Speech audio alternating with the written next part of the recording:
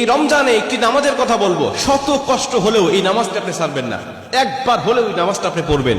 নবীজি এই নামাজের এত গুরুত্ব দিতেন, নবীজি বলেছেন জীবনে একবার হলেও তুমি নামাজটা পড়বে।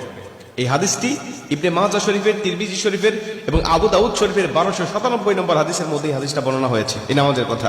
নবীজি তার চাচা আব্বাস রাদিয়াল্লাহু তাআলা আনহুকে ডাক দিয়ে বলেন, চাচা আমি আপনাকে এমন একটি নামাজের কথা বলছি, এই নামাজটা আপনি প্রতিদিন একবার হলেও আপনি আদায় করবেন।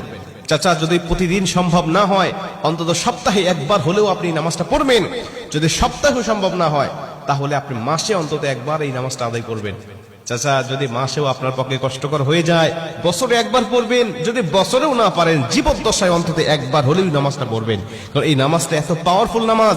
এই নামাজটা আদায় করার কারণে আপনার প্রকাশ্যে অপ্রকাশ্যে যত গুনাহ করেছেন, আপনার ইচ্ছায় অনিচ্ছায় যত গুনাহ করেছেন, আপনার অতীত জীবনে যত গুনাহ করেছেন, সব গুনাহ আল্লাহ আপনাকে ক্ষমা করে দিবে।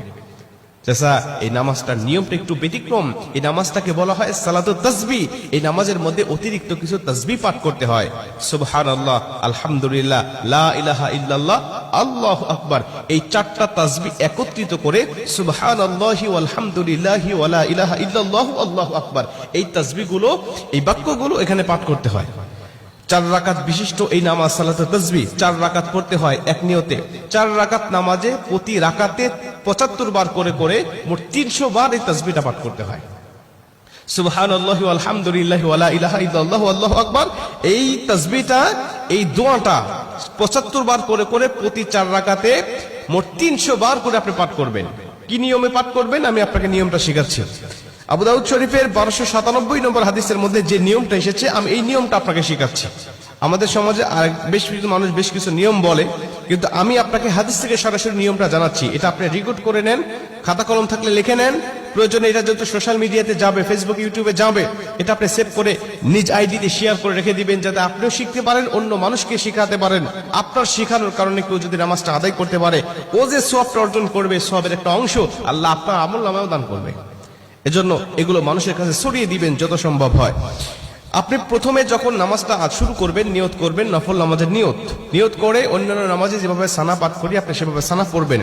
অন্যান্য নামাজে যেভাবে সূরা ফাতিহা পড়ি ওভাবে সূরা ফাতিহা পড়বেন। অন্যান্য নামাজে সূরা ফাতিহার পরে যেভাবে সূরা মিলান ওইভাবে সূরা মিলাবেন। সূরা মিলানোর পরে রুকুতে যাবার আগে দাঁড়ানো অবস্থায় আপনি 15 বার এই তাসবিহটা পাঠ করবেন। সুবহানাল্লাহি ওয়াল হামদুলিল্লাহি ওয়া লা ইলাহা ইল্লাল্লাহু আল্লাহু আকবার, এই তাসবিহটা পাঠ করলেন 15 বার।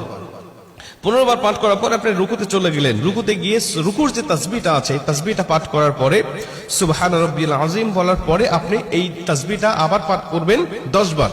সুবহানাল্লাহি ওয়াল হামদুলিল্লাহি ওয়া লা ইলাহা ইল্লাল্লাহু আল্লাহু আকবার, এই 15 বার আর 10 বার 25 বার। এরপরে আপনি রুকু থেকে উঠে দাঁড়ালেন, দাঁড়ানোর অবস্থায় আপনি আবারও 10 বার পাঠ করবেন। তাহলে হলো 10 আর 25 35 বার।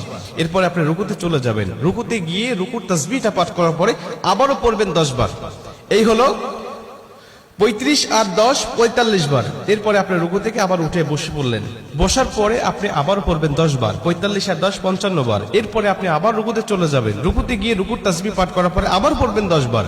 এই হলো 10 আর 55 65 বার। এরপরে রুকু থেকে যখন উঠবেন, উঠে প্রথম রাকাতে আপনাকে দাঁড়াতে হবে, না দাঁড়িয়েই আপনি বসা অবস্থায় আবার 10 বার পাঠ করবেন। এই হলো 65 আর 10 75 বার। দ্বিতীয় রাকাতে ঠিক একই নিয়মে, তৃতীয় রাকাতে ঠিক একই নিয়মে, চতুর্থ রাকাতেও একই নিয়মে, এই 4 রাকাতে 75 বার করে করে যখন 300 বার পাঠ করে আপনি সালাম ফিরিয়ে নামাজটা শেষ করবেন, সালাতুত তাসবিহ নামাজটা আপনার আদায় হয়ে গেল। এই নামাজ শেষ করে আল্লাহ পাকের কাছে আপনি দোয়া করবেন, যেভাবে ইচ্ছা চাইবেন আল্লাহ পাক আপনার দোয়াটাকে কবুল করে নেবে।